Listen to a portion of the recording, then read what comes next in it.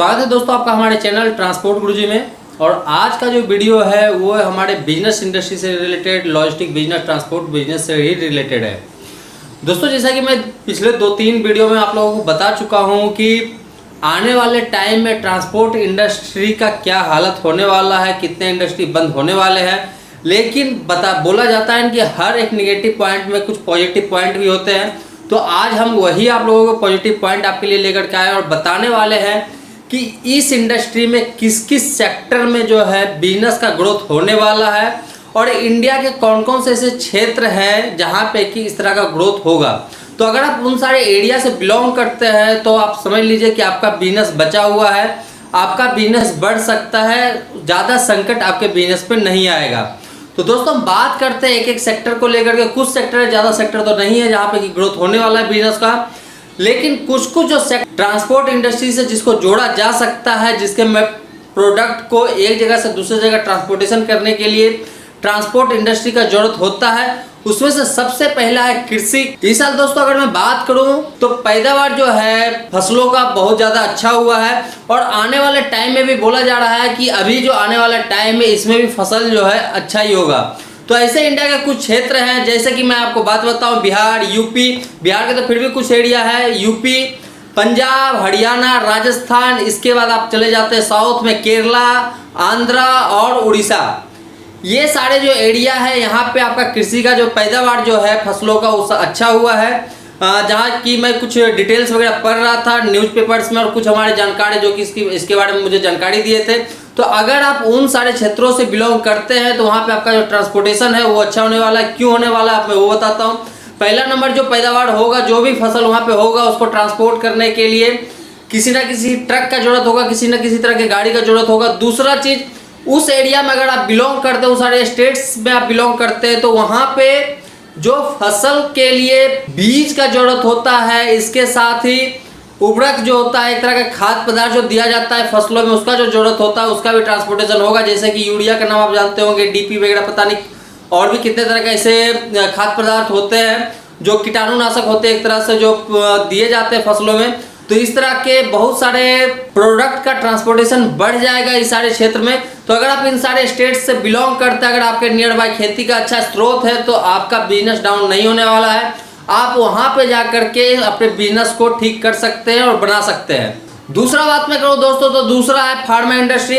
Pharma industry तो ऐसे जैसा अभी चल रहा था ऐसा ही चलेगा, बट प्लस पॉइंट इसमें ये जुड़ रहा है कि आने वाले टाइम में इंडिया जो रॉ मटेरियल आज तक चाइना से लेकर के आता था या अदर्स कंट्री से आता था हमारे देश में रॉ मटेरियल, संभावना यही किया जा रहा है कि आने वाले टाइम में इंडिया की जो फार्मा इंडस्ट्री है वो खुद रॉ मटेरियल का निर्माण इंडिया में ही करेगी।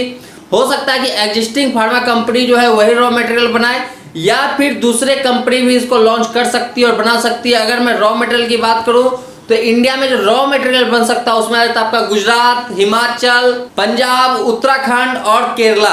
ये 5-6 जगह है जहाँ पे कि रॉ मटेरियल का काम स्टार्ट हो सकता है। इसके साथ ही अगर दूसरा मैं बात बताऊँ तो आपका गुवाहाटी हो गया और सिलीगुड़ी हो गया। ये सारे जगह जो है फार्मा का जगह है, यहाँ पे पहले से बहुत सारे फार्मा इंडस्ट्री चल रहे हैं, तो यहाँ पे इन सारे चीज़ों का निर्माण हो सकता है। तो अगर आप इन सारे क्षेत्र से बिलोंग करते हैं तो आपका यहाँ पे भी बिजनेस का एक अच्छा खासा स्रोत बन रहा है। इसके बाद तीसरा है दोस्तों ई कॉमर्स। आने वाले टाइम में ई कॉमर्स बिजनेस जो है वो बढ़ने वाला है, क्योंकि ये जो कोविड-19 का जो अटैक है ये ऐसा नहीं कि बिल्कुल ही खत्म हो जाएगा, ये अब चलता ही रहेगा। तो इसको लेकर के मार्केट में जो चहल पहल होती थी आज तक वो कम होने वाली है और ई कॉमर्स का जो बिजनेस होता है, जो ऑनलाइन किसी सामान को परचेज करने का जो बिजनेस होता है, ये बढ़ने वाला है। तो अगर आप ई कॉमर्स से रिलेटेड बिजनेस में एंटर करते हैं ट्रांसपोर्टेशन को लेकर के तो आपको यहाँ पे बेनिफिट हो सकता है, वहाँ से आप बिजनेस कर सकते हैं। इंडिया में कुछ जाने माने अगर मैं ई कॉमर्स कंपनियों का नाम मैं बताऊँ तो उसमें हो गया अमेजोन, फ्लिपकार्ट, स्नैपडील, मंत्रा, इस तरह के और भी बहुत सारी कंपनी है जो कि इस तरह का काम करती है। आप इन लोगों के साथ जुड़ करके अपना ट्रांसपोर्टेशन का बिजनेस कर सकते हैं। यहाँ पे 2-3 तरह का बिजनेस होता है। एक तो होता है लॉन्ग हॉल का, जो कि 2 डेस्टिनेशन को हब टू हब कनेक्ट करता है। दूसरा होता है शॉर्ट हॉल, जो कि ब्रांच से हब को कनेक्ट करता है। और तीसरा होता है डिलीवरी का, जो कि डिलीवरी ब्रांच से सारे एरिया को कनेक्ट करता है। तो ये सारी जगह से आप बिजनेस कर सकते हैं। इसके लिए आप इन सारी कंपनियों को पकड़ सकते हैं या फिर जो इन सारी कंपनियों के लिए आज तक ट्रांसपोर्टेशन का काम कर रही है आप उनके साथ भी जुड़ करके अपना बिजनेस कर सकते हैं। इसके साथ में बात बताओ दोस्तों, तो रिटेल का बिजनेस भी बढ़ने वाला है। ज़्यादा नहीं बढ़ेगा लेकिन कुछ कुछ क्षेत्रों में बढ़ने वाला है। तो आप रिटेल बिजनेस जो कर रहे हैं, जहाँ पे रिटेल बिजनेस का स्रोत ज़्यादा है, आप वहां पे भी इंटर कर सकते हैं। तीसरा है दोस्तों एयर और रेल मूवमेंट। जो कंपनी एयर और रेल मूवमेंट का काम कर रही है आज के डेट में, आप उन सारे कंपनियों के साथ जुड़िए जो ट्रेन और साथ में एयर का काम करें, क्योंकि आने वाले टाइम में ट्रेन और एयर का जो मूवमेंट है वो बढ़ने वाला। ऐसा बताया भी जा रहा है कि आने वाले टाइम में एयर का जो फ्रेट होता है और साथ में ट्रेन का जो फ्रेट होता है, किसी भी मटेरियल को मूवमेंट का उसका रेट डाउन होने वाला है। कुछ समय पहले तक मैं ट्रेन के मूवमेंट का भी काम किया था, मुझे पता है कि वहां पे कितना रेट हाई जाता था, बट आने वाले टाइम में बताया जा रहा है कि रेट अब धीरे धीरे डाउन होगा, क्योंकि जब ट्रेन स्टार्ट होगा पूरी तरह से तो लोग उतने ट्रेवल करने वाले नहीं होंगे जितना पहले हुआ करता था।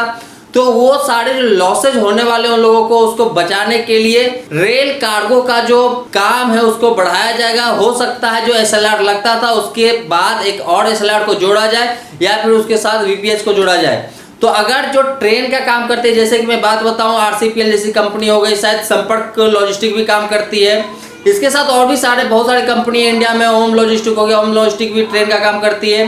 तो इस तरह के और जितनी कंपनी आप इन लोगों के साथ जुड़िए और ट्रेन मूवमेंट के लिए जो मटेरियल जाने वाला आप इन लोगों के साथ जुड़ करके अपना बिजनेस कर सकते हैं। तो दोस्तों ये 4-5 पॉइंट थे बिजनेस से रिलेटेड जो मैं आज आप लोगों के लिए लेकर के आया था।